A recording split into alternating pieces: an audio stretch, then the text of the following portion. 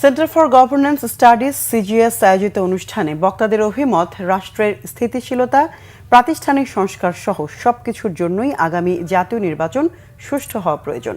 বিএনপির স্থায়ী কমিটির সদস্য ডক্টর মঈন খান বলেছেন, বিএনপিকে সরকার গঠন করতে হবে এমন কোনো কথা নেই। জনগণ যাদেরকে ভোট দেবে তারাই নির্বাচিত হবেন। গোলাম মইনুল হাসানের রিপোর্ট। অন্তর্বর্তী সরকার এরই মধ্যে নির্বাচনে ঘোষণা দিয়েছে, আর এর মধ্য দিয়ে এক প্রকার সময়ও গণনা শুরু হয়ে গেছে। যদিও জুলাই সনদ নিয়ে এখনো রাজনৈতিক দলগুলোর মধ্যে চূড়ান্ত ঐকমত্য হয়নি, তাই এ নিয়ে আলোচনাও তুঙ্গে।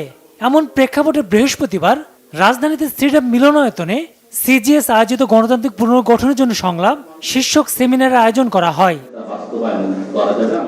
এ সময় বক্তারা বলেন, নির্বাচন অঙ্গনে দুর্বৃত্তায়ন হয়েছে, অতীতে রাজনৈতিক ছত্রছায়া হয়েছে বড় দুর্নীতি।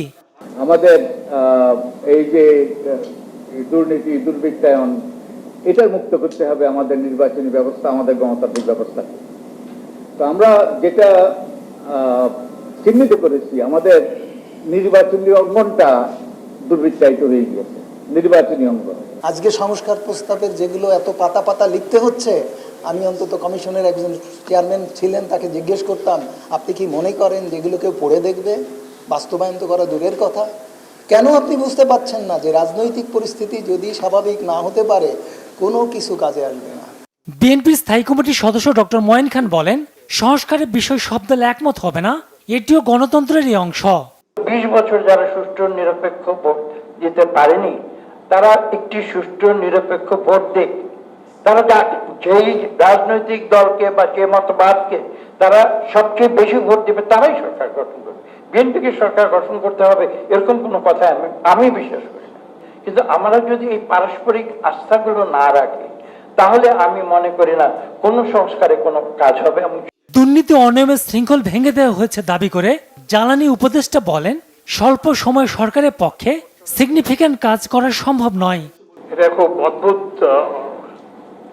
শোনাবে যে আইনের কাজ হচ্ছে দুর্নীতি বন্ধ করা, কিন্তু এদেশে নীতির কাজ হচ্ছে দুর্নীতি বন্ধ করা, কিন্তু এদেশে আইন করে নীতি করে দুর্নীতি করা হচ্ছে।